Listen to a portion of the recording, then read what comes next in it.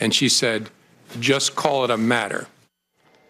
Nah, not an investigation. It's a matter. And add one point here. What about the meeting Bill Clinton and Loretta Lynch had on the tarmac in a private jet? What did they talk about before Loretta Lynch had made her decision? That is the huge scandal here and the abuse of power by the Obama administration. Lynch trying to influence the investigation, going directly to the FBI director. How is that not obstruction of justice?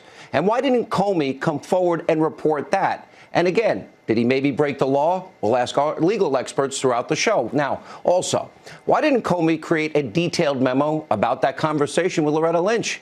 Now, this shows you that there is a massive double standard. Now, Comey let something like that happen with Lynch, but is now trying to go after President Trump. And by the way, Comey's biases, they're so extreme. There's so many other examples. Now, Comey testified that he took, detailed memos of all of his conversations with President Trump. He didn't trust him. He thought he might lie, but he didn't do the same thing to President Obama. Now, Comey also never put Hillary Clinton under oath while she was being interviewed by the FBI, and by the way, never demanded that her conversations be recorded. Why is that? And biggest of all, Comey was desperate to come out and clear Hillary Clinton's name, but he refused to do the same thing for President Trump, who, by the way, as I mentioned, he told 3 times, told the president he wasn't under investigation.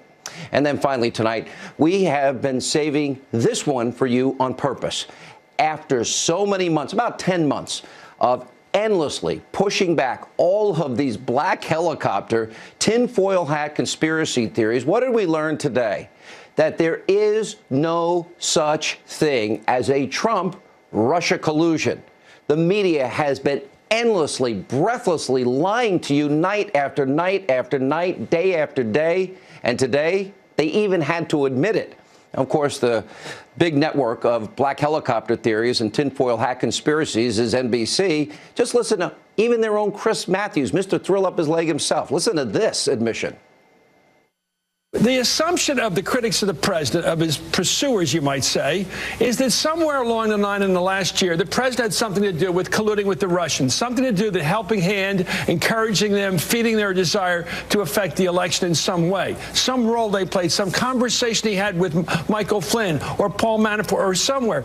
And yet what came apart this morning was that theory, because in two regards, the president said, according to the written testimony of Mr. Comey, go ahead and get anybody's satellite to my operation and nail them. I'm with you on that. So that would mean Manafort, Carter Page, someone else like that.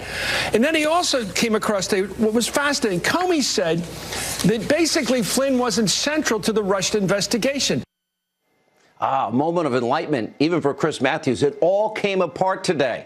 There was never anywhere in any case, any admission about Trump-Russia collusion. And by the way, we were the only ones in the media who cared about looking into this deeply and telling you, the American people, the truth, and not going with lies and innuendos and propaganda and misinformation because they were advancing a political agenda. You know, the same media that colluded with Hillary Clinton in the last election, as exposed by WikiLeaks.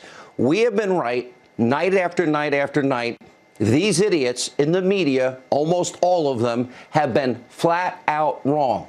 All conspiracy theorists, time in and time out. So guess what?